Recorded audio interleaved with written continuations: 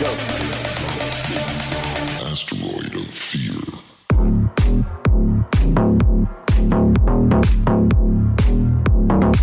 No pressure. Yeah, it was a long week. I've had like a little mini meltdown like a week ago. And I quit drinking two years ago, and um my mood got a little yeah, I just kind of lost my cool verbally, and Yeah. I couldn't blame it on the alcohol. And so You had talking to about the meltdown? yeah, had to check Yeah. in with the PCP, and uh had a therapist session yesterday. And What happened? What was the meltdown? oh, just I think just being tired, frustrated at the world. I just kind of, when I opened the door to my car, I had a bag and I kind of threw it in there. Yeah. And, you know, and, yeah, my daughter, when she saw that, she just was like, she was tired too and frustrated, and, it scared her. And I was like, oh, I just felt like a piece of shit. And, that whole man thing of it's easy to dwell on the fact that you're human when you're raised an OCD, people pleasing perfectionist, Yeah. um, and you have a less than perfect moment. It's easy to show grace to others, but not to self, um, Always. due to low self worth. And, and yeah, it's easy for me to get stuck for like a day or day and a half. And, and in that stuckness, probably the one thing I realized was okay, it wasn't because of the alcohol. You got some work to do, and I had this therapist kind of lined up, and I really was just like, it's time, like, like now, quit fucking around, Yeah. quit avoiding, quit delaying. There's no perfect time. Um, yeah. So, It's interesting you talking about that. How we can show grace to others, but sometimes it's so difficult for ourselves. I was in a meditation class one time, and a gentleman in the class shared with me this story about losing his job, and he reached out to a friend of his, and his friend was like, "Well, of course you lost that job. You should have never had it in the first place. You're kind of worthless. We're a imposter. You weren't really qualified for the job of, who would be surprised that you would lose a job that you shouldn't have never had in the first place." And then you find out that the friend is actually his own internal voice speaking to himself. mm, And then you think, I would never let anyone else speak to me that way. Like, that's not a friend. That's not no, a good person you would reach out to, and they would come back to you and tell you that you're a failure, or you never deserved it in the first place, or of course you got fired. Like, you would never, ever, ever keep a friend like that. Yet you allow yourself to speak to yourself like that all the time. yeah, I know. It's like you're not being a friend to yourself when you do that. And self love is, I've learned through coaching and whatnot that I suffer from low self-worth. There was a time as a young man where, I grew up in a very conservative Bible Belt Christian town, and I had an affair with a married person um, as a young man. And that, even though, well, growing up in a Christian conservative place, it was kind of weird because, I didn't go to church all the time. And a lot of people did go to church, but, always my discrepancy was with it was how it looked, in that a lot of people would be out fornicating and pastor party drinking and all that. And then they thought, well, it's okay because you show up to church on Sunday. And I was kind of the opposite. I didn't participate in any of that stuff, but didn't go to church. And I was like, you can't tell, you know, just showing up doesn't mean faith. Yep. And then I end up having an affair, which I thought I could never be forgiven for. And I was like, oh yeah, I'm surely going to hell for this. Mm. And then I just became reckless and kind of lived my life accordingly. Um, in that, I wouldn't say that like I was suicidal, but I kind of had that like I didn't care, throw caution to the wind, and you just, whether it's partying, experimenting, putting yourself in situations, um, all that. And yeah, yeah, it was kind of like meeting with the therapist and kind of giving her some of that, this encapsulated broad story of going, man, you got a lot to fucking unpack. And, it's like, well, what's your goal with this? I'm like, well, it looks like, you know, whether you want to call it a room or a three-piece luggage set, Mm. that's a hot mess. We need to unpack it, Marie Kondo that shit, and put it back nice and neat, and Yeah. throw away what doesn't serve me. I'm 49. Our youngest daughter at 11, like the generational family trauma bullshit that's been passed on for two generations, three generations stops here. Um, I've made that decision. So yeah, that's It's kind of so where important. that's It's where so we're at. important that we break those generational cycles and provide a different example for our kids. But yeah, man, if you're not being a friend to yourself, if you're not being good to yourself, you can speak all the words and say all the right things, but our kids know. They know based on our actions. They know if we're loving ourselves, or if we're treating ourselves like assholes, Yeah, and they they do things based off of our behavior. They model our behavior, not our words. And it's cliches, but it's true. I If say we that all the wanted, time because yeah, I have the podcast. I go, the podcast is going to be like for when she's ready to hear it. But I've yeah, realized, like, especially when I quit drinking, I've also lost 64 pounds. I'm like, nice, that's what's showing her. But yes, also with this meltdown, um, I openly told her, like, yes, I'm meeting with a therapist. yeah, good, Because, she's had her own overwhelm and stuff, and we yeah, want to encourage her to potentially be open to talking to somebody as she ages hmm and whatnot. And definitely, I know that I have to do. It's not about saying, it's about doing. It's about leading the charge. And so whether it's she's seen me stop drinking for 2 years, she's seen me lose 64 pounds. Um, and now, how I recover from that little thing. She gets to see that, and that's yes. what's important, and that's been the driver. I mean, as low as I got, as low as that the friend I shouldn't keep around. Um, yeah, I don't know. Did I you? might have gave him a couple of good licks, but he needs to get the fuck out of my circle, Yeah, out of my yeah. personal space, if you know Yeah, what I mean. absolutely. Create some boundaries around that dick. Say no, I'm How not. funny is it? My name is Richard. Exactly. Not that dick. Yeah, Richard, yes, but that dick, no. yeah. Hey, when that happened with your daughter, so I have a 12-year-old daughter myself, and I always make sure to, if I mess up, I always make sure to apologize, because that's part of that generational stuff. My parents, no matter what I don't think they apologized to me once ever, and that's a huge thing to have that kind of vulnerability and openness with your kids to apologize when you screw up. I think that's a huge one. Did you apologize? Absolutely. Hell She yeah. was sitting in the recliner and kind of like this. I was in front of her. I got on my knees to be level with her and I just said, like I know I messed up.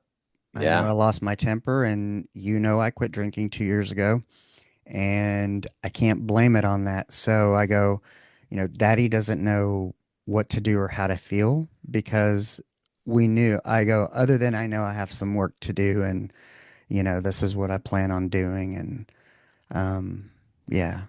And now she's kind of seen me take the actions. And so, All right. Can you take, like, everything you've said to me is pretty amazing from my point of view. All of the things you're doing, to improve your life, what you said about your drinking, Hmm. about losing weight, about, hey, you know what, none of us are perfect and we have those moments, but in response to that, you are talking to a therapist, you got down at eye level with your daughter and you apologize. Like these are huge things to celebrate and for you to feel really, really awesome about. So I would just like to take a second to commend you for all of that. You are not really good, clearly, at being the friend to yourself and being your own cheerleader, but I'm going to ask you to please like take credit for those things and celebrate a few huge wins, because those of us who are perfectionists and a little OCD Hmm. and are critical on ourselves seem to go there. So be that friend for yourself, be that dick, and be like, hell yeah, I've crushed it on quitting drinking. I've crushed it on losing all the weight. I've crushed it on modeling great behavior for my daughter when I do make a mistake, because none of us are perfect. And she's gonna screw up. So then it's like, okay, I'm gonna screw up at some point in the future. Look at how my dad handled it. He went out, he figured out what was wrong, he talked about it, he apologized to me, and then made the actions necessary to grow from it. That's the good shit right there, man. Yeah. Congrats. And Friday, my unfiltered Friday, I even, that was the whole episode. And I felt like it was important to put it out there. Like, Good. hey, I'm not perfect. I'm human, but Yep. I'm all, I have a private accountability group. And if I can't call myself out, who the fuck am I to have a private accountability group? That's what's up. Hell yeah. Well, enough about me. Let's get on to you because, interestingly enough, I'm gonna tell the world a secret and you. You know, mentally, I was like unsure if I was gonna do this at 4:30 this morning, and I was like, something came over me, and I said, nope, the universe, there's a reason this guy's on your schedule. You need to honor it, even if it's selfish, and you need to hear it. And this happened once in August or somewhere, and I had this interview with Matt O'Neill, Good Mood Matt, and he kind of like you, he just had some of the things I needed to hear on that day. And so even though it was the interviews about you as the guest, I was a little selfish today and that I said, maybe this guy's got the words I need to hear today and I need to do this. And Hell yeah. that's what Awesome. I was like, I'm gonna go get a walk in, boost Yeah, the endorphins, got a shower, and here we absolutely. are. And I'm excited to hear about your journey. And that way, myself and the audience, if they're in this place or they're coming off of a meltdown like myself, they can have a few things and some perspective because I think opening these conversations and offering perspective is a way to change the world. That's why we do the podcast, is because I want people to know you're not the only one, you're not alone, and Yes. somebody else has gone through this. And if we can take a little bit different perspective, or maybe you've just never looked at it that way, um, and if that gets you to where you need to go, and the one person um, who needs to hear it today hears it, it might be me. And so, yeah, I love it. I'm excited. So, Awesome. um, where, hold on. Well, actually, everyone, we've done this before because one time I had this great conversation and did the intro at the end. But Yeah. in case you guys forgot, you are listening to the Men of the House podcast. So, welcome and thank you for spending your time with me. And today we're going to speak with Jam Alker. And I'm super excited because I love music. He was a musician. I'm 2 years no drinking and working on entrepreneurship and my wellness. And you have all those things: entrepreneur, music, and wellness visionary.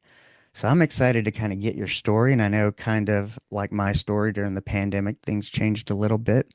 And I look back at it and I am so grateful. It was a blessing to have gotten laid off. And um, yeah, I get to be the dad and father I want. And I get to be present for as much as I need. And I get to say yes Yes. and no to the things I want to and don't want to. And I love that. Even if it's less money, even if you have to do some, financial jujitsu and perspective jujitsu, um, in the mind, um, it works out.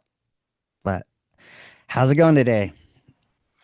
I am fantastic. And yeah, I don't care about the intro. We're already vibing and talking, and this is what it's about. That's the stuff. You put that out there, people are going to connect to that far more than probably any of the other stuff that might be more rehearsed that we would talked about. That's the true vulnerable nature of things where we actually get to know each other, connect, and help others, which was what I think it's all about. So I'm very happy to be here and be able to share whatever I can with you today, my friend.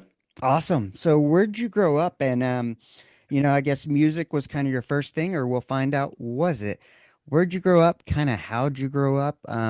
Because I think that always leads into some of our childhood issues as we talked about these generational curses. And give us kind of the leading up into music. Yeah, so I grew up everywhere. I was born in England. My family emigrated to the States when I was 3. Oh, wow. My parents separated when I was 5 in a very violent sort of manner. A lot of violence, a lot of going back and forth between parents. A lot of them caring less about me as their child than them and their own behaviors and lives that they've grown up in. Which again was I've fully forgiven them both because I believe they did the best they could do based Right. off of the traumas that they grew up with. And so I have nothing but love and forgiveness for both of them. They've passed away. But the reality is that one of my earliest memories is my dad stumbling towards me and there's blood pouring down his face. And it's because my mom had just broken a whiskey bottle over his head to stop a violent advance. And fast forward to my next memory, which was within, days of that, is in a car driving to Las Vegas with my brother and my mom because she just had left my father. And I don't know how long it was until I saw him again. She took a job as a cocktail waitress in Las Vegas. And, this was, I'm an old man. This is back in the 70s. And at 5 years old, 6 years old, I'm literally, again, it's the 70s, so it's a different Hmm. time, but I'm walking the streets, roaming around, bored by myself, walking down up and down the strip and on my own at 5, 6 years old. Uh, Family completely ripped apart, not knowing what to do. And when you're 5, 6 years old, you have to create a set of coping skills to some deep trauma. You're not capable. You're not equipped at that age to create healthy coping skills. But you have to create some sort of coping skills. And so I buried a lot of things, and those things don't stay buried. They manifest in one way or another. And as I got older, they manifested through more pain and anger and isolation. The irony of you're in Vegas and you bury, that's your Yeah, coping mechanism. sure. Yeah, absolutely. I mean, I'm You six know, I years go, old. I'm the 7 years body's in the old. desert. Yeah, absolutely. 100, very much so. Hmm. Excellent metaphor uh, with that there. And so that continued on, and I moved around. I never went to one school for more than 2 years growing up. Make friends, go to the next place, make friends, go to the next place. Very, very difficult.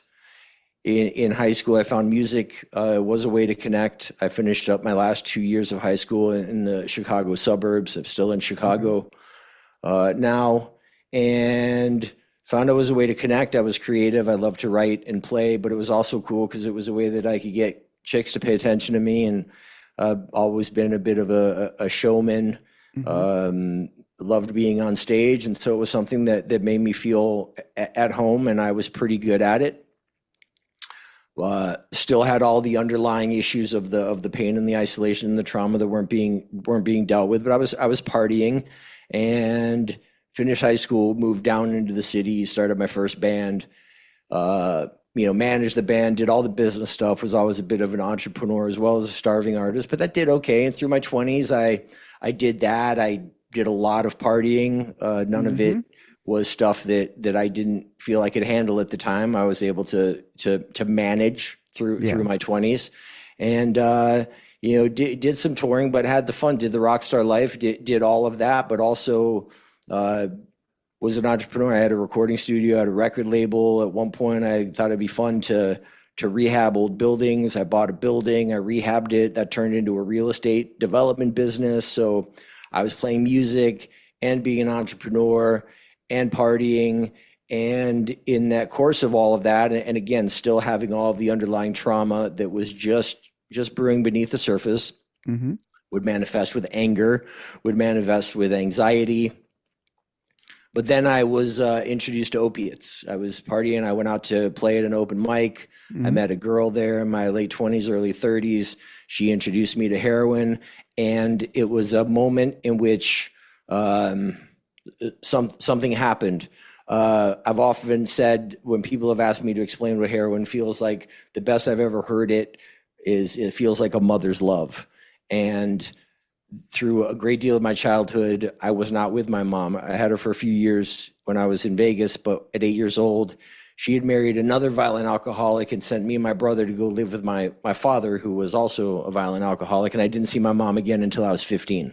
Wow. So a good part of my childhood was without my mom. So, you can also wrap those issues of desperately wanting a female's love into the rock star, into there's never enough girls that could possibly like me. There's never enough chicks after the show. There's never enough, applause or autographs or anything. Never enough, never enough. And then I find heroin, and it was the first time since It I was was enough. 5 years old that I finally felt that I could rest. I finally felt like loved. I felt good. I Well, felt great. so not to gloss over this. So I'm 49.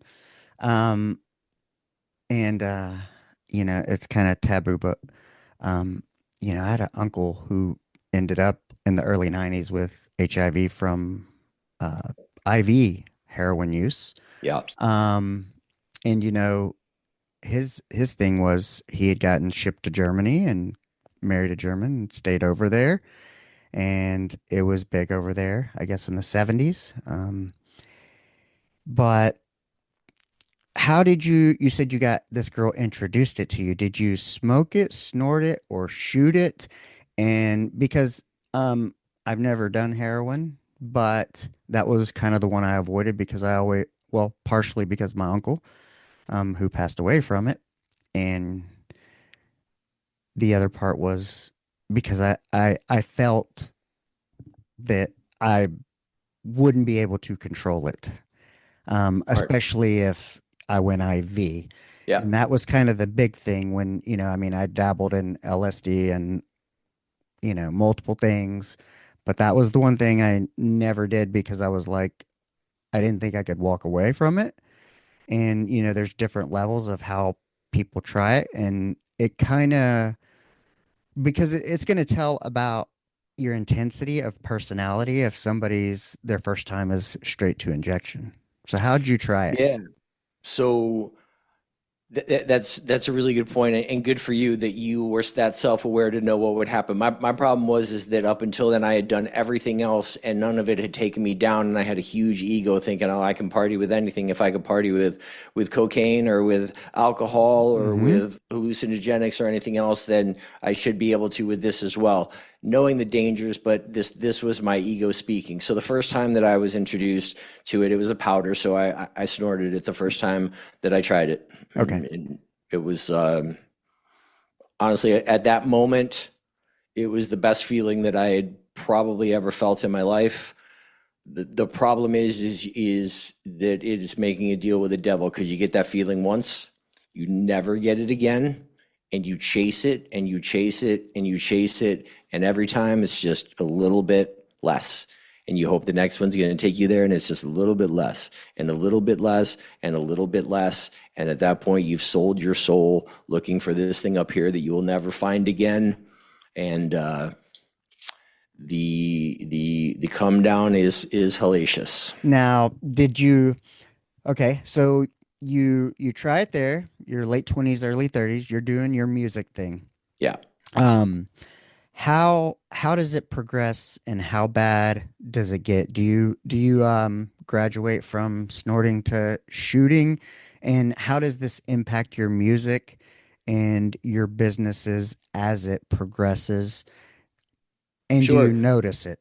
Oh yeah. So I was playing music locally at that point, but I also had a business that I was running, and it was snorting. Now I shot for a short period of time, but it didn't make that big of a difference. I felt in terms of The the feeling. high, but the but I was very much closeted with it. I kept it to myself. I was able to, for the most part, maintain relationships for many years, and so it was a lot easier to be able to hide it and continue to be one of the few somewhat functional heroin addicts. It was easier to do that. It would have been almost impossible continuing to shoot Yeah. with track marks and all of the issues with that. So snorting, I was able to hide it from people for a number of years. And in the beginning, it was like I was Superman. I could do it. It gave me all sorts of energy. I naturally have low levels of dopamine, and Hmm. so it raises your dopamine so much that it was something that actually gave me a ton of insight into different aspects of my brain that I wasn't really finding elsewhere. So there were a lot of you know cheap benefits and ones that were very much fleeting. But in the beginning, it was something that actually this is great. I feel amazing. I'm able to work more. I'm able to stay up longer. I was managing it until I wasn't, but it wasn't long before I stopped being interested in music and I wasn't playing as much. And I stopped being as interested in running my business. What's interesting And is you said the dopamine, yeah. and like alcohol kind of redlines it too. But um, interestingly enough, like on my mom's side, grandparents, Alzheimer's. On my dad's side, my dad has Parkinson's. My grandfather had Parkinson's. And I Mm, think Parkinson's is a result of low dopamine, yeah. which means I feel like my dad, myself, people who are addict like, Hmm. are we're gonna end up with Parkinson's or something. And so I take creatine daily, but all Great. that kind of stuff, it's a worry that to know that that's kind of a low dopamine issue, and those of us who chase the dopamine now get to worry about our later lives.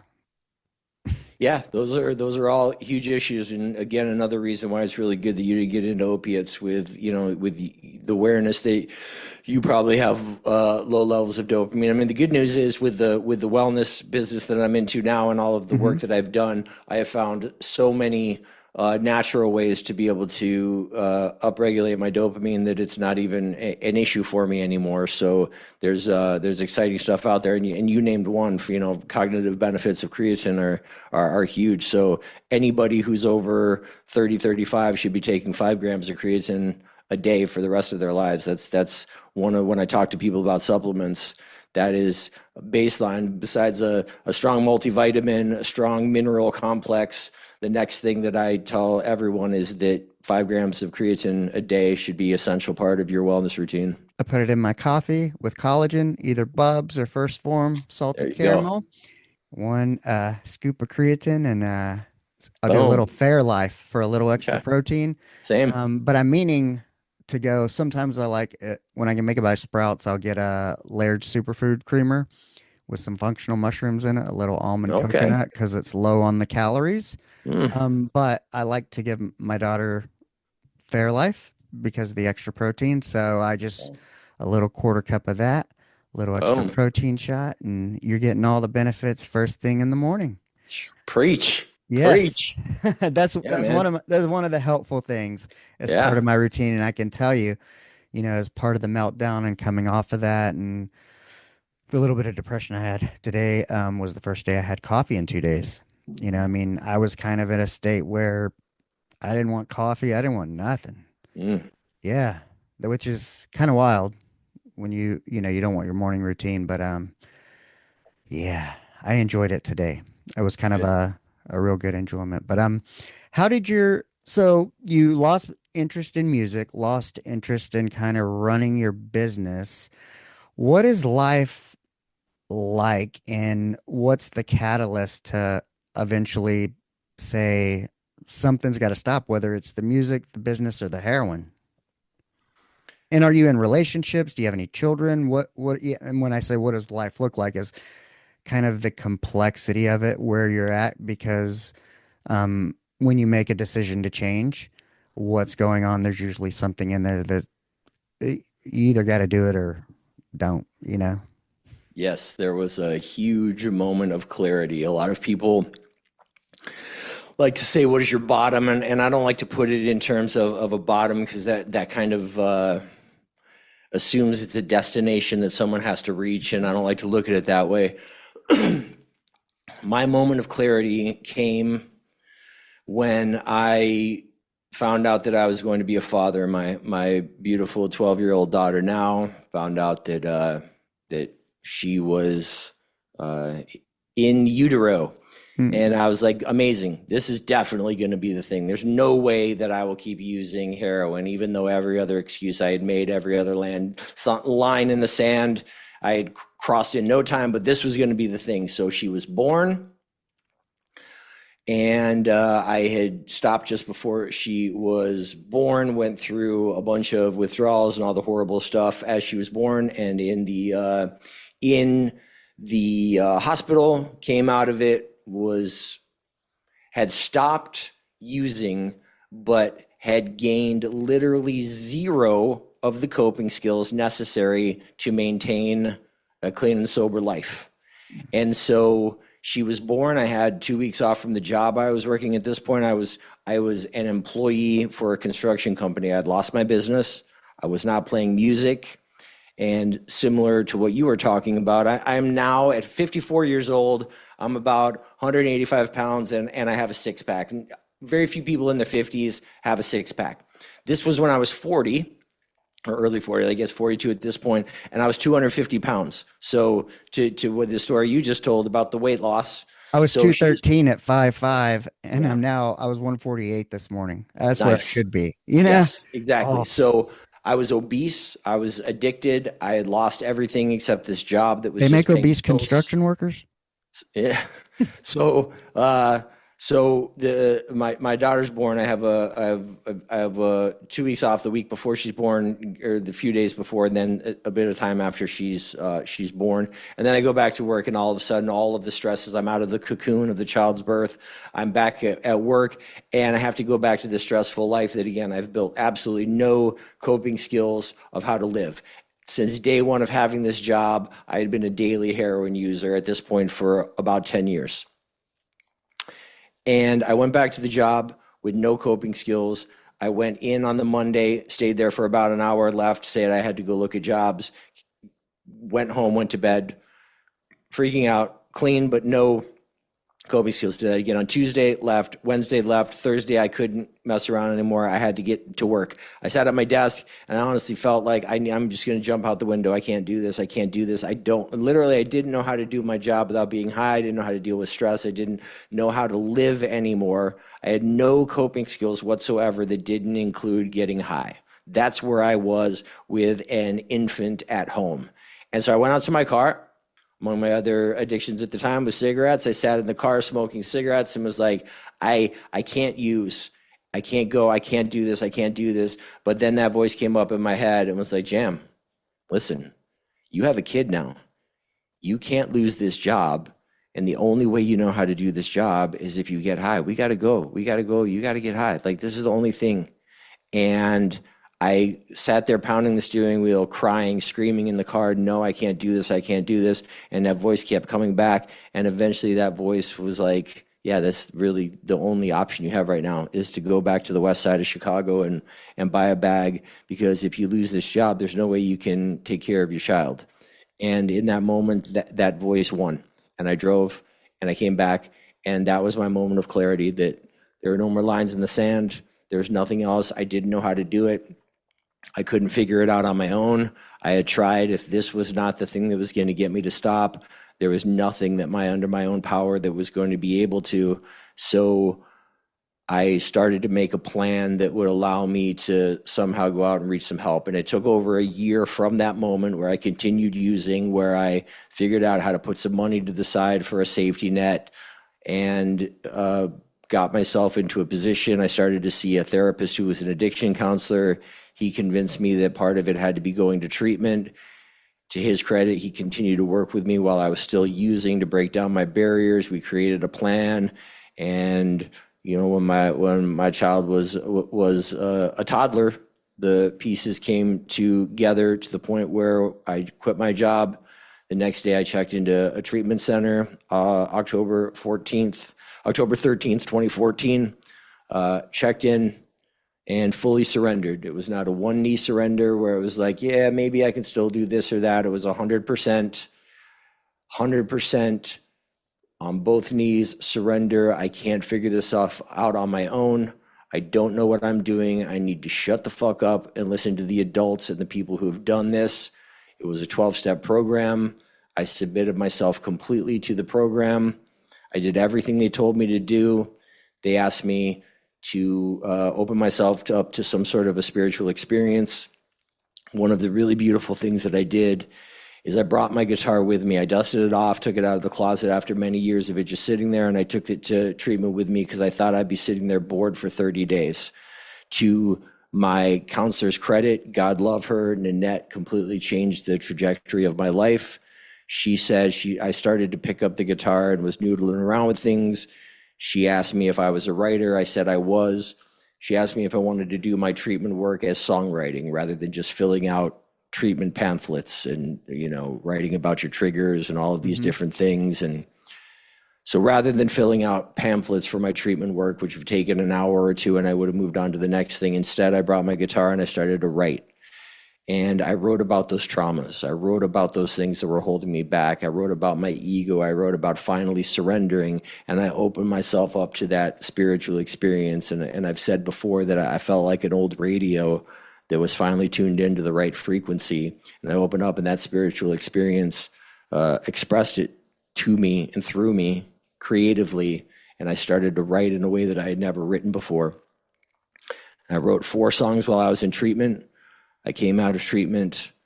I shared the music with the folks in my treatment group. They all connected with it. Some of them started writing themselves as a result of that. When I left treatment, I continued writing and made an album out of it, shared that online with the recovery community, and it blew up, and it started my next career coming out of treatment, using treatment as a way to finally work through those traumas, using music as a way to work through those traumas, and listening and shutting up and doing what I was told and following the instructions of the people who had been successful before me completely changed my life. I'm not better than anyone who has gone to treatment 10 times where I only went once, Right. but I only went when I was finally truly ready to go and do what it is that they told me to do.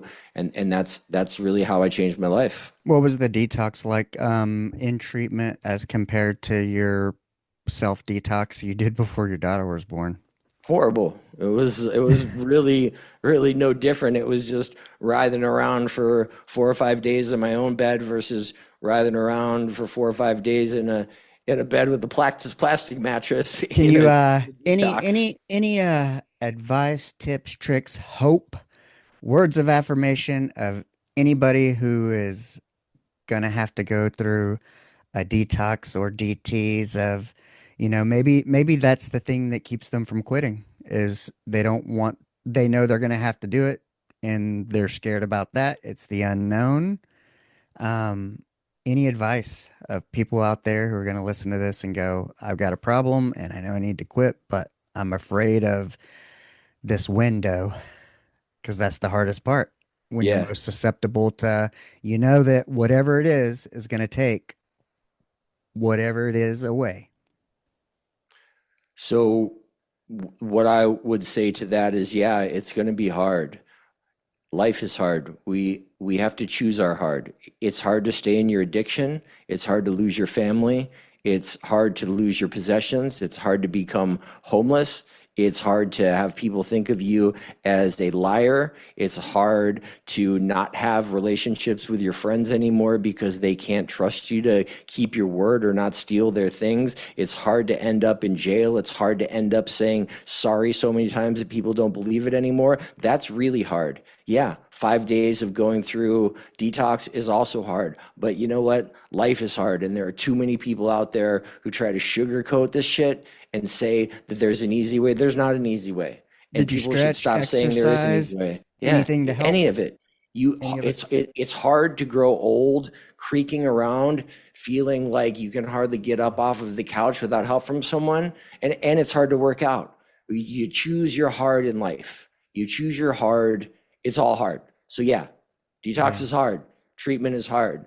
But if you actually want to make progress in the world, you want to Gotta make do it. progress in your life, we do hard things. The difference is if we do the hard things that actually end up benefiting us, then the result of that is a positive result. It builds esteem. It builds self-esteem. Other people saying nice things about you does not build self-esteem. When you do hard shit and you accomplish it and you beat something, do something you didn't think you could do, that's what builds this inside of you. So you got hard things to do either way. You might as well do the hard things that end up making you feel better about yourself in the long run. Yeah. Man. So you do your detox, you write through. That's interesting. I'm I didn't even know they would let you bring a guitar to like a rehab facility for, like some that I guess maybe you see. I think the only thing I've seen is like VH1's with Bob Forrest and whatnot, Sure. Yeah. celebrity rehab. Mm-hmm. But yeah, that's pretty cool that they let you do that, to have the guitar Yes. and to be able to write. But also, um, I played guitar for 10 years straight.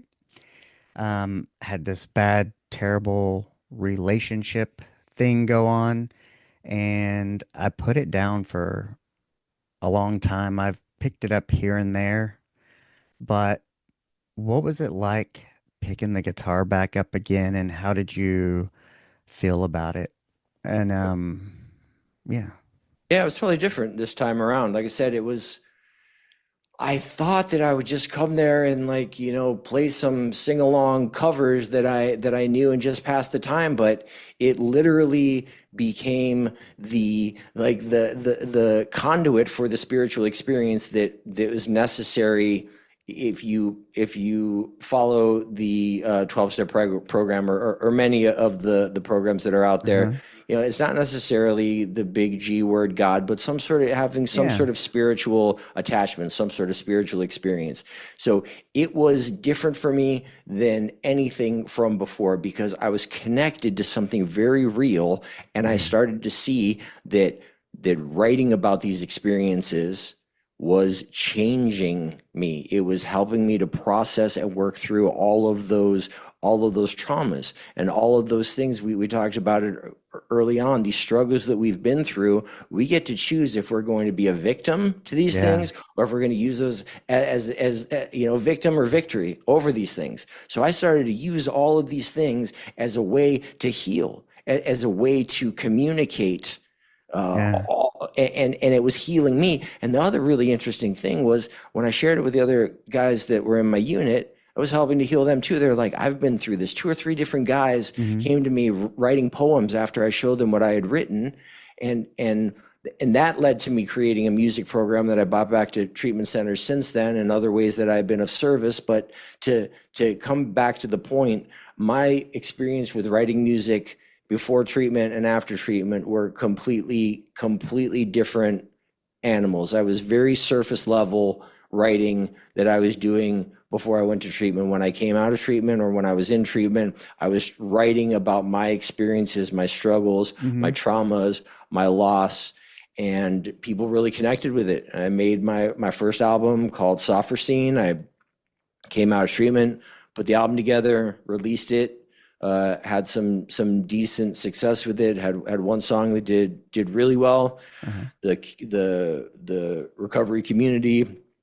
at large really embraced what I was doing, and it turned into a new career. I started touring, and I was also doing speaking events, speaking about my experience in addiction and recovery, and doing a combination of sort of a VH1 storytellers kind of Uh-huh. thing of speaking about my experiences, weaving it into the songs that I had written. And like I said, that turned into me creating a music program that I took into treatment centers around the country where I showed other people how they could use songwriting and creativity to work through their own traumas.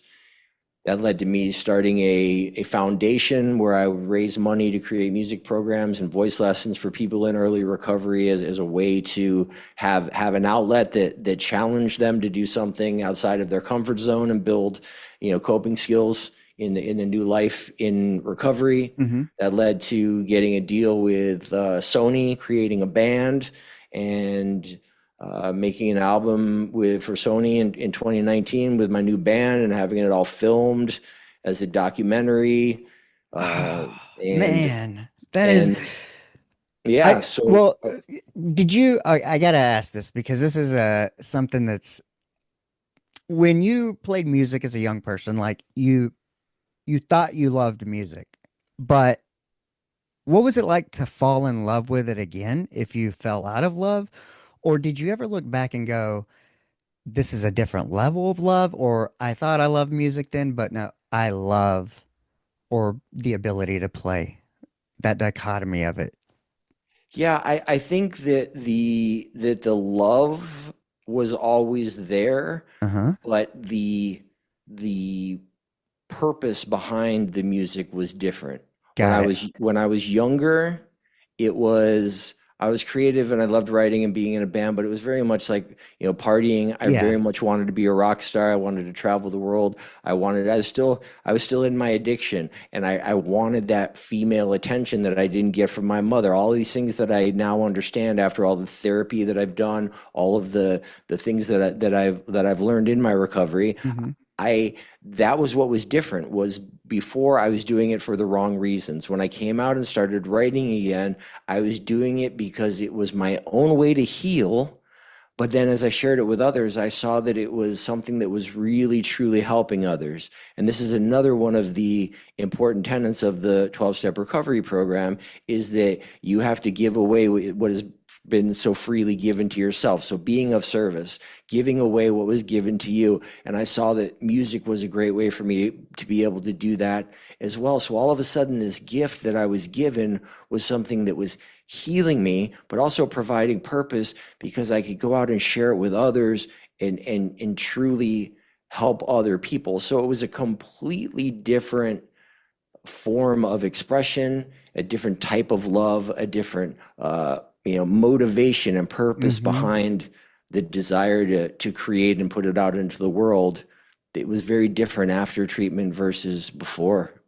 Yeah. So one of my Kyle Smith, this guy right here, ex-heroin addict. Um, he he's not signed, but I think the band's been together. They've been 8 years. They do it self-funded, but they've Nice. gone from a Tacoma and a trailer to a 12 passenger transit with the trailer, Awesome. bigger shows. And I did the VIP a couple years ago, met some great people. His music got me through some of the hardest times of my life, as I was quitting drinking and all that. And just overall, kind of like a reggae rock. Um, Nice. ah, but so yeah, his, you know, that purpose for him to go out, it's almost like you can tell that it's a grind, and especially to compete with the bigger national acts. And Yeah. a lot of people don't understand that, because what being a musician is, you think, oh, all the this and that, the other, but it's like, okay, maybe you're getting to somebody's house at 2 or 3 in the morning and you got to get up at 8 because you got to drive 6 hours. Then you're going to Yep. load in at 3:30 or 4, sound check. Then you got VIP at 6, and then you got the show at 7, and then you're waiting for people after. And it's this nonstop grind. And especially if you're doing it without like a label support or Yeah. anything like that. And it really has to be for the love of kind of Yes. what you said, not necessarily the music, but what he's been given, that he's freely giving actively as he tours to others, because yeah, I know at my age you see Guns N' Roses, Metallica. Like my first show was Metallica opening for Guns N' Roses on the Use Your Illusion tour in Dallas. So that whole what you thought of being a rock star back then, Yeah. um, Different. is different, and the motivations kind of behind it. You see, it's like the women, the fame, the money. But as I got older and I follow him and whatnot, it's like you really for the right reasons if you're going to have longevity and Mm-hmm. purpose and you want your music to come across. And we're in an interesting space where, like for podcasting, it's easier. You don't have to do this crazy thing you used to have to move to LA or whatever and hope to get signed and all that. Yeah. And you can do this self-funded stuff. But, like anything else, it is possible, but it's going to be hard, even like podcasting. But if you love it and you really want to take, like this conversation, whether it's a music conversation, poetry, art, whatever it is that's yours that you can give, you got to do it. And we live in a time that it's more possible than ever. And, for that, I'm grateful. But what else? Wellness visionary. So you start giving away your music or you're setting up programs, doing all this. What else outside of music are you doing? So 2019 was the deal with Sony, but it really, honestly, the life that we had was very similar to the one you just explained for your friend there. It was a small van with the gear loaded in the back, and what you said, you're sleeping in cheap hotels, Air getting there two, mattresses. 3 in the morning, and getting back up at 7, 8, 9 a.m., depending on if you have to drive 4, 5, 6 hours to get to sound check, and doing the same thing day after day. So it's not the way that Guns N' Roses and Metallica travel the world. That's And you that's have a for sure. child, Yeah, but and that being said, we made the album in 2019. Did a bunch of press for it. The album was being released the first day of our national tour, which was, I want to say, it was February 3rd of 2020. We toured the country, all down through the South, across up through the West Coast from LA all the way up to Seattle, back down all through Texas, up through the South, ended up on the East Coast early March, got home, and it was about a week later that COVID shut the world down. mm, Yeah. So perhaps the worst time in the history of the world to release your first major label album and tour, and then everything shut down. I was also doing speaking events mhm. for addiction recovery, Meeting, or did you do any conventions. sponsoring, anything like that? Yeah, I've sponsored a number of guys, a lot of things like that. But I got home and everything I was doing to make a living, I couldn't do anymore. I wasn't doing speaking events. I wasn't touring. None of those things were happening. And I had to figure out what I was going to do next. And we're all sitting home. And while we're all sitting home waiting and thinking about what we're going to do next, I got hit with what I thought was a stomach bug, horrible. What I thought was, maybe the stomach flu or food poisoning. And you remember early in COVID, you didn't go to the hospital. It was everyone was these big hazmat suits with 4 masks on that were causing Hmm. scars in their face. It was The Walking Dead. You didn't go anywhere near a hospital. But as the days passed, I was again just laying in bed in horrible stomach pain day after day. After 7 days of that, I went to urgent care. They said, get your ass to the hospital right away. I Wow. went there, found out I had colitis, which was a massive bacterial infection in my colon. And it took many rounds of antibiotics, very strong, heavy antibiotics, which didn't completely kill the problem, but it completely destroyed my gut biome Oh, and got rid of all of the good stuff in my gut. Didn't get rid of all the bad stuff. Later on, I found out there were a number of other things which were causing what is known as gut dysbiosis. And so this led to leaky gut and things getting into my system, perforation in the gut lining, which allowed large enough particles to get into my system that became septic. my immune system would say, this is not supposed to be here, red alert. Immune system goes off like crazy, causes massive inflammation.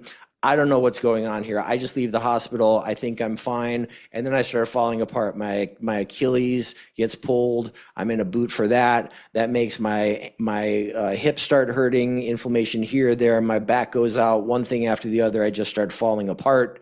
6 months earlier, I'm jumping around on stage around the country. I don't understand what's going on at this point. I'm in my late 40s. I go to regular doctors. They want to give me steroids, put me on prescriptions, or even worse, tell me I'm just getting old, to which I'm like, that's fucking bullshit. 6 months ago, I'm jumping around on stage. Now I'm creaking around like an old man. This doesn't make sense. They didn't have the answers for me. Now, I say this on any podcast that I do. I am not, the highlights never see this. They just see me shitting on the standard medical practice. I'm not shitting on it. If you get in a car accident, go to a doctor. If you have, a broken bone, or you have other traumatic issues that happen, any of these things, go to the hospital, go to a doctor. They are great for trauma. They are great for triage. They are not trained in nutrition, and they don't have great protocols in place for chronic inflammation and chronic pain. They are trained to manage symptoms and give you medications to manage those symptoms. That's what they're trained for if you speak to them, and love them for that. But they were not able to help me with the pain and the inflammation that I was suffering from. So I went the holistic route. I began to explore other forms of reducing the inflammation. I learned that my diet was terrible. I was consuming seed oils. I was consuming massive amounts of dairy, massive amounts of sugar. I started to do an elimination diet and then add things like turmeric and things like that, other anti-inflammatory foods to my diet. And it helped to some degree. It started to reduce the inflammation, but it was not dealing with the underlying issue, which was the gut dysbiosis and the leaky gut syndrome as a result. So I went deeper as I got maybe 25% less inflammation. Then I started to have some diagnostic tests done that are done by functional medicine doctors that aren't done by your standard practice. Found out, did the stool test, the urine test, the blood test, everything. That's where we figured out I had the leaky gut syndrome. I had massive amounts of mold in my system. I had parasites. I had yeast that was rooted into my gut lining, causing the perforations that was letting this stuff get into my system. The overactive immune system had started to attack my thyroid with hypothyroid and Hashimoto's. All of these things were happening. And so I went to another functional medicine doctor who taught me about more supplements. So at this point, I had eliminated all sugar, all seed oils, all processed food, had gone to essentially a raw food diet or very dense in nutrient type of whole foods. I had gone back to eating grass-fed, grass-finished beef, bison, elk, things like that were very high in nutrient value.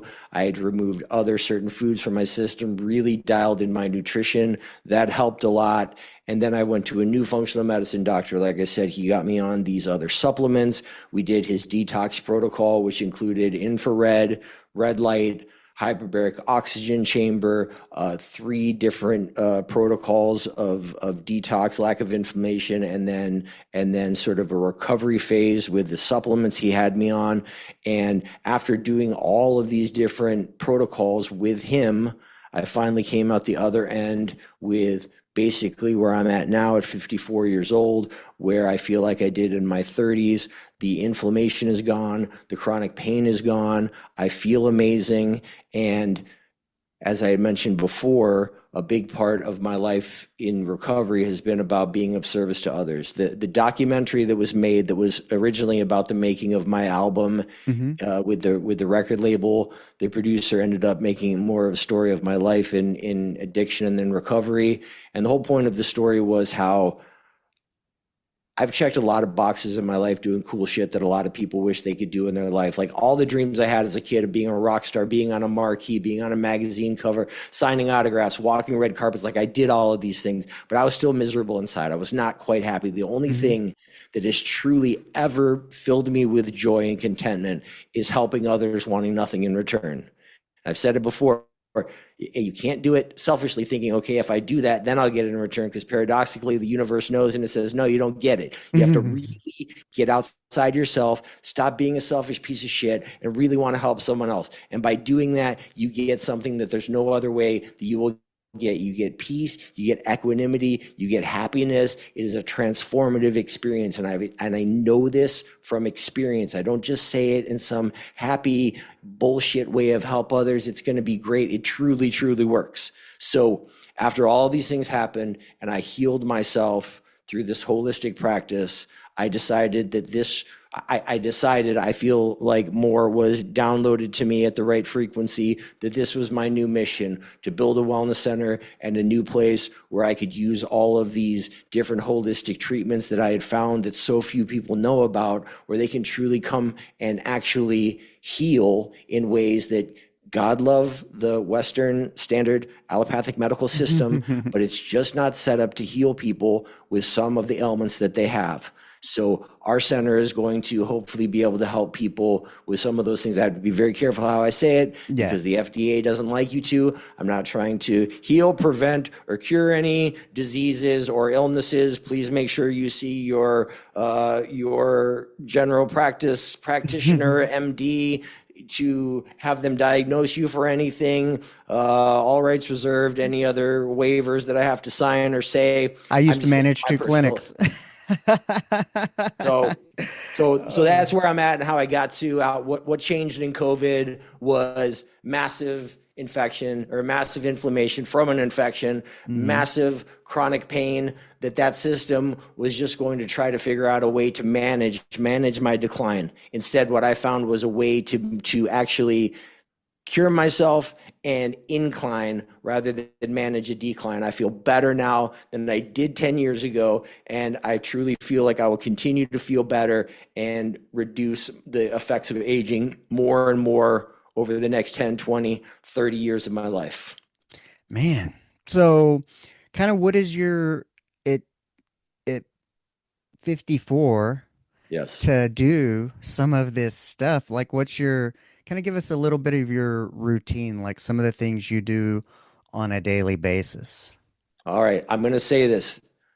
I'm one of those crazy biohacker guys. So you can get 90% of these benefits doing a fraction of what I do.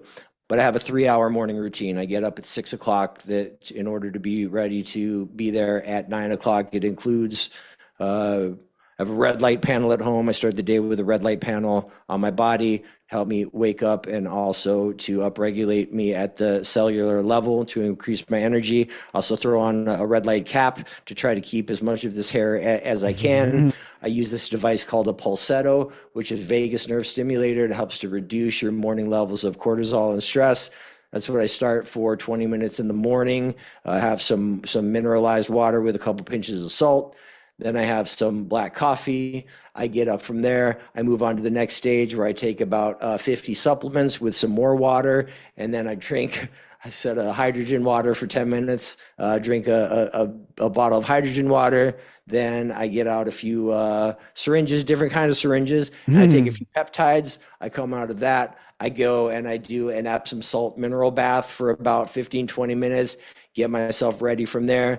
Then I go down to the gym. I do 15 to 20 minutes of cardio to loosen myself up. Then I do another probably 30 minutes of flexibility and mobility training. Come back from that.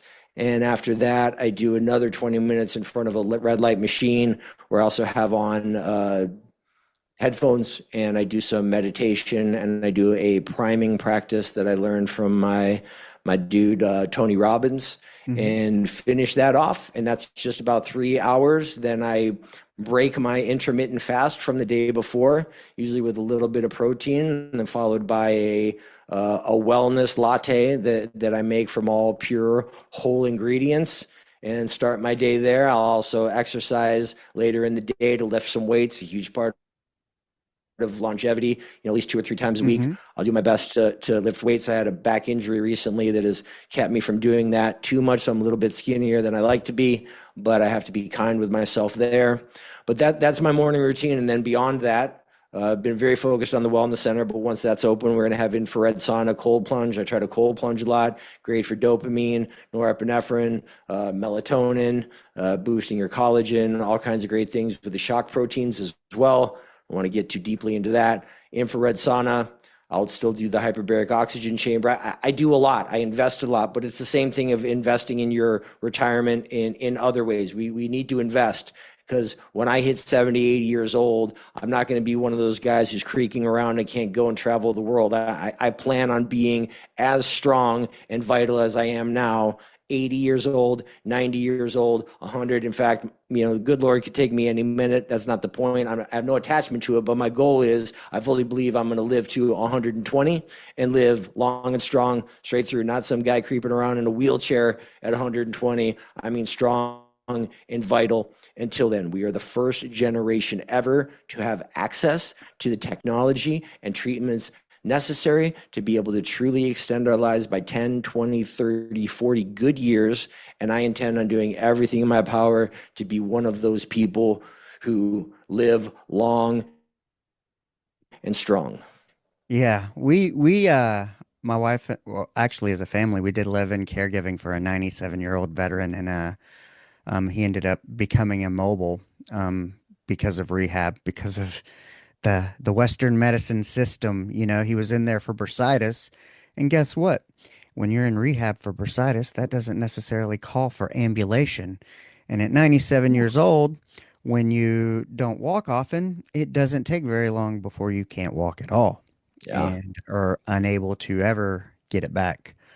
But with the wellness center, what kind of offerings are you going to have there? So, like, what is it going to have? Like gym equipment, red light stuff, or is it going to be more consultative, where somebody comes in and they talk with practitioners and do the tests, kind of like some of Yeah. the So we, testing? we will have the functional medicine doctor who really helped cure me. He's actually Hmm. going to be coming in and consulting from there. So he'll have an office there. We will be doing some consulting for functional medicine and for nutrition, but I'm gonna have seven private contrast therapy suites. So you get a room, you go in there, it has a infrared sauna, a shower, and a cold plunge. So you have that room for an hour. Done that at a few centers around here. Love it. It's amazing. I've never found anything in 1 hour that has more health and wellness benefits than an hour in a contrast therapy room, 20 minutes in the infrared sauna, shower off, 3 to 5 minutes in the cold plunge, repeat that 3 times in the hour.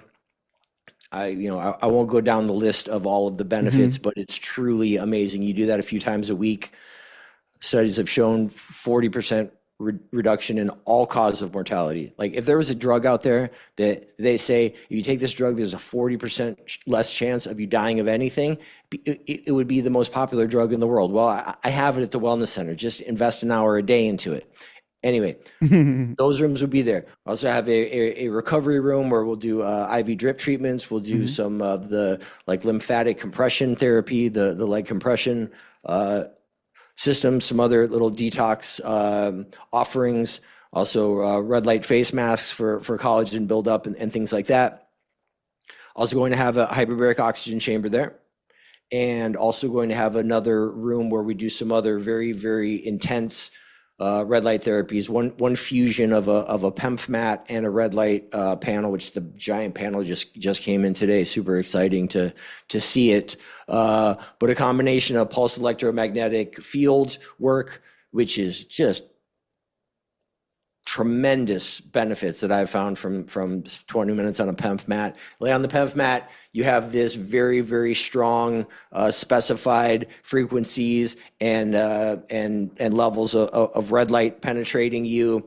Massive benefits from that. We have a Rife machine, which is one that tunes the frequencies, tunes your cellular frequencies, does amazing things. We have that in there, and some other red light machines that have specific benefits, certain frequencies, and I can't think of the word right now, but at different intensities. That's where Hmm. frequency and intensity actually can kill parasites, can kill bacteria, do all kinds of things inside your lungs, bacteria inside of your stomach. That was one of the things that helped me tremendously with getting rid of some of the bad gut bacteria that I had. So it's going to be that. And then I have another treatment room that I'm not exactly sure what we're going to do with. It's kind of a build it and they will come, maybe some acupuncture, Oh yeah. maybe some Reiki, some other things like that, perhaps a chiropractor. I'm not quite sure yet. But to start, it'll be infrared sauna cold plunge, some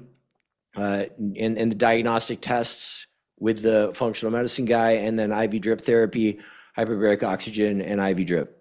How's the reception been So, an entrepreneur trying to launch a holistic um, wellness center. How has it been in doing your research kind of received? You probably live, well, I was going to say I'm about 80 miles from Dallas, Fort Worth. The nearest town to us is about 100,000 people, but we're also in Illinois. A little bit different demographic. I'm in Texas, very conservative. People are probably more prone to maybe trust in the healing of chicken fried steak than red light therapy in some places. Well, But not if you're in Austin. If you're in Austin, this stuff is yeah. huge in Oh, I Austin. know. Yeah. But it is there, but it's funny because think about in Texas, that's kind of the most liberal place in Oh yeah. Texas.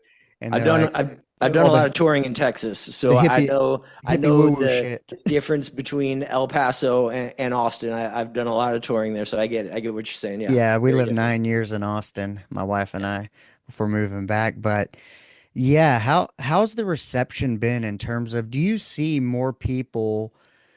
Because I come from a healthcare background. I managed two clinics. I spent time in a level one trauma center, and um, I fundamental I fundamentally think this idea of like, oh, if we're nice to people, they'll be more compliant, and it equals less healthcare dollars, and we have the most technology, but we don't live the longest, and this whole healthcare debate. And people know the system's messed up. People know it's wrong for these drug companies to be advertising their stuff at you because we're only one of a couple of countries that allow it. Um, we know it's broken, and they have a lot of money, I guess, to buy up the spots to do it. But our way to really rebel against that is don't use their services. I mean, when I got laid off and I didn't have insurance because I didn't have a job, I went to cash pay. Going to cash pay meant that I would get less visits and this and that, the other. But that meant I was going to work towards getting healthier. I lost 64 pounds, went from nine prescriptions to one. Nice. Although now I have, 2 years off of alcohol and this other stuff, I get some blood work before I see my therapist and all that because I want to check everything, hormones, all of it. And other than being a little dehydrated, a few labs now, other things to worry about. It's like, great, kind of like you strip your body of all the bad shit, get a new baseline, and now you're like, fuck, now I might have something else to deal with to correct. But coming from a different perspective, because I'm not the same person I was 64 pounds and drinking every day. Um, so we as consumers of products and services have to do the behaviors and seek out the treatments that we want counterculturally to the Western medical healthcare system that nobody fucking likes. Yet we continue. I mean, it's maybe because it's the perceived only option Yeah. because you kind of have to have insurance and they want Hmm. to require this and and all this other stuff they, unless you go to maybe some specialty places and a lot of it doesn't take the insurance, of course they don't want to fucking pay for the shit that works. Um, or, and maybe some companies now, I know Austin may have like Ambio Life Sciences or something, or Ways to Well, whatever it is, but a lot of companies that's private pay and it's you have to invest in yourself, whether it's a therapist, group coaching, a coach, accountability coaching, your health, Yep. supplements. You have to understand that you're going to pay for it, whether you're paying insurance and copays and deductibles. When I went to cash pay and started getting healthy, I was like, oh, you just, yeah, it's good to get a lab panel a couple times a year. It's okay for a sore throat or, not a sore throat. If you break something and you really need it, you have some trauma. Um, or you need something that they can direct you to. But most of all, like the clinic I had a gym. So, and I still go to that gym. At least they have a fitness facility. But yeah, we have to, as people and consumers, place the demand for that so it becomes more, whether it's affordable, more mainstream. Um, Yeah, how are you seeing that out there as you try to start this up? Are you seeing more, and kind of what age brackets are consuming it more, or let's say more open to it? Because you would think maybe older people who want to live longer might be more open to it, but not necessarily because they might have trust issues with it, think it's hippie woo woo shit. And even though they don't like first world medicine, they continue to go. But yeah, who's consuming it? How are you seeing it? What's the reception? Yeah, so those are a lot of great questions there. I'm fortunate to live in a community called Oak Park, which is the first suburb outside of Chicago, Hmm. but is a relatively affluent and very health conscious area. So there's people with enough expendable income to be able to afford to care for their health. And for a wellness center like this, you just have to be in an area like this in order to be able to succeed because it does cost money to invest in your own wellness. Wish it was different, but this is the way things are currently, and this is what we're working with. So that being said, the people in the area who already know, who have invested in their own wellness journey, are super excited, and it is becoming a bit more mainstream. A lot of the big influencers are talking about infrared sauna and cold plunge.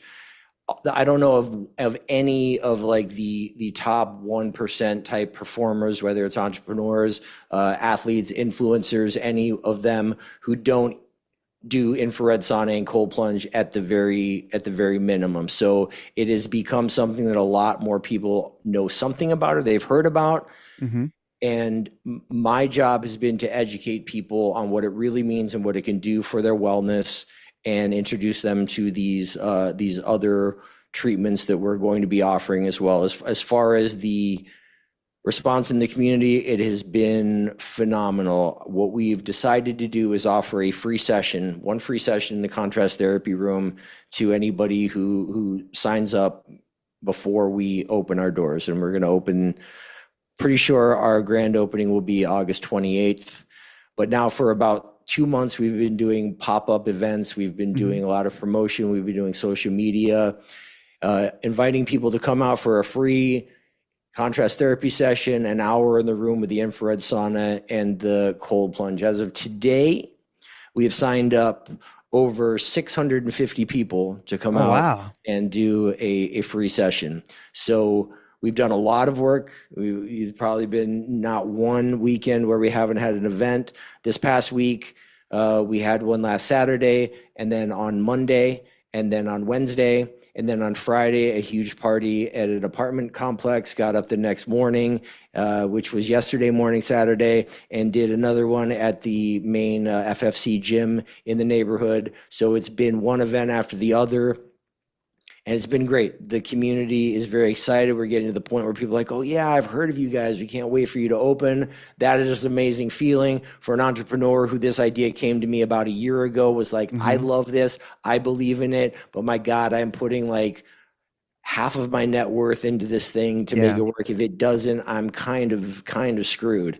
And so to see this reaction now has been just such a great feeling of relief and like vindication, and knowing that this is something that people really want. And it's been across the board, from young people who are into wellness to people who are middle aged, and we've got a ton of people from the older end of the spectrum as well, who are learning these amazing benefits. I was talking about, there was a study done in like the Norwegian countries, Hmm. where they all do sauna and cold plunge all the time.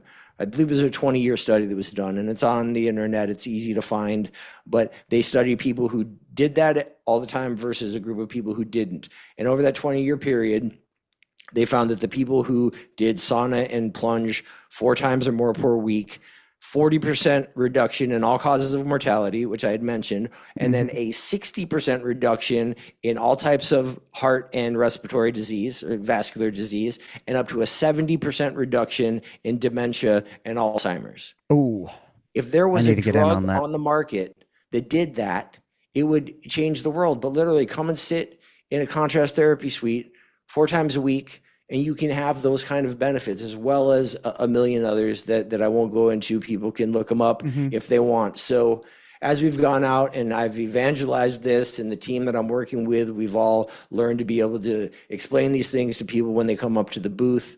We've gotten just a ton of excitement, a ton of people who are totally committed to coming out and working with us to add a good 10, 20, 30 years to their life, and not just years where you're hanging on, but years where you are vital, you are strong, and you are truly living a good, beautiful, vital life. What's been the most challenging part of taking on this journey? And then what's one unexpected benefit that you've something you never would have thought in a million years your life would have turned out this way, or this would have never happened had you kind of not pursued this passion of kind of fixing yourself and then trying to give it out to the world? Yeah, I think some of the most beautiful things about it is how the people who are closest to me are taking advantage of it. My daughter sits on our we have a PEMF mat at home. She sits on the PEMF mat at home with like the red light mask on, biohacking. She's always drinking a glass of water to make sure she's hydrated, and wants to, hey, look, Daddy, I'm doing this, I'm doing that. Other family members who are paying closer attention to their health are learning that there are so many answers outside of the allopathic healthcare Hmm. system. Again, not shitting on that system. It's great for certain things and we need it, but for health, nutrition, and wellness, there are other avenues that we have to be educated. That's just a part of life. It's not going to be covered by insurance, but it's worth it. We are always told to invest in our retirement. This is a part of investing in your retirement. Oh, because So it's longer doing life. that, yeah, and absolutely. So that has been one of the biggest rewards. What has been difficult is, like you, I am a perfectionist. I am somewhat OCD. I have a very, very high standard that I put on myself as to Hmm. what I accept out of myself. And so I place those kind of expectations on everyone else as well. And so it's almost impossible for somebody who's, let's say, the drywall contractor as I'm building to have the same level of care and attention to detail as Yeah. me. Or, the person who is the vendor for this thing, or the guy who's making my sign, or, whatever it might be. I have to, building a business, and one that started from, constructing the space from nothing, I have to depend on hundreds of people who none of them are going to have the same degree of passion or They attention to detail they all that have I different am. levels of give a fuck. Whew. And that is the hardest thing. The thing that gives me some sleepless nights. I don't have sleepless nights, but keeps me up for a while is that I have to anticipate when give someone a task, what are all of the things that could go wrong because they don't care about it as much as I do? And how do I put guardrails on the things to make sure as few of those things Actually happen as do. possible? And it's exhausting. So that has been hard. Once we're open, it'll never go away, but there'll be far less of that. But that has been, over the last 8 months, the biggest Challenge. challenge is having to just accept that a lot of other people are going to not ever live up to the level of expectation that I have for them. And what are you doing to manage that mentally? This is where my recovery program comes to my aid all the time. I'm looking at a little sticky note on my other computer screen that says, "Live in joy and have no attachments." The Buddha said that attachment is the root of all suffering. Within the big book of Alcoholics Anonymous, the 12-step program, there's a page called 417. On page 417, it says, "Acceptance is the answer to all my problems today." So what do? I have to have radical acceptance. I have to prepare as much as I can, but I have to have non-attachment to the results. I have to, rather than, when I get miserable, is when I get into the illusion that I control things, that I run things, and I've had enough success in my life influencing things that it takes nothing for me to get back under that illusion that I run shit or that I can control anything. And as soon as I get there, all of a sudden I'm perturbed, I'm angry, I'm frustrated, and I'd be like, "Hey, you know what you're doing right now? You are living in an illusory world where you think that you control shit, and you Yeah. don't."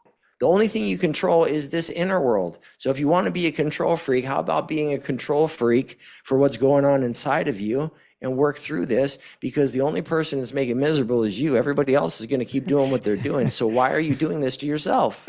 And nobody else cares that you No, feel bad. And trust me, half the people that fuck you over, they're not even gonna feel bad about it either. no. You feel, and you're sitting there like going, Yeah.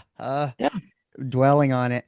What's one thing I gotta do is I always say when I have those bad moments, I'm trying to shorten the distance of pivoting, get off the X, as Yeah. they would put it in military terms. If you're getting fired at, you need to fucking move, get off the X. And Yeah. when I come down on myself, it's about, it's so easy to do professionally because we fucking train for it. It's like, you train for everything. When I worked in the emergency room, you can't dwell on something because somebody's life depends on it. Or if 12 Yeah. traumas come in at once, there's no time to fuck around. But, and we encourage that in the professional world. It's a sign of a good professional. Yet in our personal lives, I made this reference and, from the time we're kids, go sit in the corner and think about what you did. Go to your room, think about what you did. We put people in solitary confinement, rightfully so. Some people fucking deserve to be there. If you murdered a bunch of people, you're where you deserve to be. But there are some people who do minor things and get a different level of punishment. And sometimes that can make it difficult to move on if there's no encouragement to move on.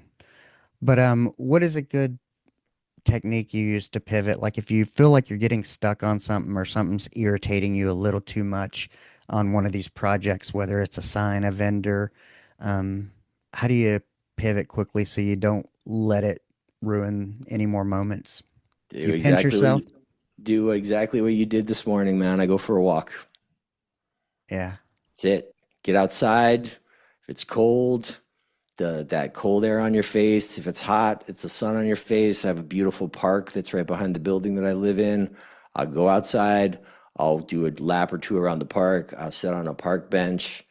It breaks you out of whatever bullshit that you've been sitting in. It's a new environment. There are all kinds of therapeutic benefits, but every time I get there, I will do that. If I come back and it's still happening, there's a few books that I have that I can read, a few pieces of wisdom, a little bit of Alan Watts or some other sort of Buddhist literature. I find a lot of comfort in some of the early teachings, enlightened thoughts of the Buddha with just removing attachment as much as possible.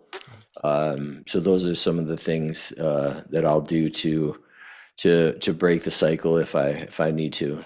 Attachment. I was like, that was the thing about when I was in the Navy. Like you live light, travel fast, like a Yeah. musician. And it's Hmm. probably like maybe that's the attractive, maybe that's why you feel so happy, even though it's a grind and the money's not always there, is that because you have less attachment. Yeah. And maybe that's why you're like, when I had the least, I was the happiest Hmm. because, it was like, we didn't even have TV. We just watched DVDs, or I had, Stevie Ray Vaughan live at El Macumbo on VHS, Blind Melon live at the Galaxy. I'd watch those on VHS, play guitar, go to college, cook, and exercise. Yep. Didn't need much, didn't want for much. Life was very simple. Um, and even though I made like very little money, like 12 or 13 bucks an hour, for some reason I was still able to have a lot of money because I didn't do a lot. I didn't want for much. Yep. But yeah, it's interesting. Maybe it's that attachment piece of it. But what's one last thing you'd like to leave the audience with, if you could leave them with anything? I'm gonna leave you with this. You talked about your first concert being Metallica opening for Guns N' Roses. All right, I'm a few years older than you, and I got the benefit of going to this concert when I was in ninth grade, which would have been 1987, I think. I was living in Colorado at the time, and I saw for my first concert Metallica opening for Ozzy Osbourne and this was with Cliff Burton still on bass. Oh, Yeah, man. That summer they went to Europe and he died yeah, in the accident. But my first concert was it was them opening the Master of Puppets tour, opening for Ozzy, and it was with Cliff Burton. Still the couple years, a couple of months left in his life, and I got to see him. That's pretty cool, right? that's fucking that's awesome. Yeah, dude. It's like it's some of those bands like I never got to see Sublime. I never got to see Blind Mhm. Melon with Shannon Hoon, but I did get to see Blind Melon when they came back through Austin with Travis Warren and all the Mhm. original members. And I mean, Travis Warren's a great vocalist, and he's got that same raspy voice as Shannon. And because that Blind Melon Soup's kind of how I learned. I still have the tab book that I learned to Do, play guitar a little bit. do you want me That to do and the Black Crows. you want me to make you hate me more? Yeah, please. I used to know Shannon Hoon a little bit. Me and him one time, we before a show we traded T-shirts. He liked the shirt I was wearing. It was in town within their first tour, and we went off to lunch. And afterwards, we traded T-shirts. Mm. Richard Shannon Hoon. I think he's got like the same birthday or something as one of my ex-girlfriends. That's how I remember. But He was a I cool probably, guy. He was a good guy. I've hung out with him a few times. Was a good man. But that being said, yeah. Well, any I other any other no, last words? I think that kind of yeah, is been great to be here talking with you. We went a little bit off to the left on the end there, but no, no. good It's stuff. all that's what it's all about. Yeah, man. There is no format. The format is it going to add value somewhere to someone? Um, it's about what's the story of the guy next to you sitting at the counter at the Waffle House. That's Yeah, it's man. named after the Waffle House. So I appreciate your time. Um, I will email and all this stuff and when it's going to come out. But yeah, thank you for sharing your time with me today. And I'm interested in what you're doing and interested to follow and learn more. And as I always tell everybody, um, our call to action is go out and be the person that you would want to meet. Love So it. Well, I just want to say, if anybody does want to, learn anything else about me or get to know me, jamalker.com is a way you can find me on that website. You can find all the social media, the music, all the other stuff there. And beyond that, Richard, I just want to say thank you very much for having me on your show. I appreciate it very much. awesome. Have a good one. I do. Peace. Let go.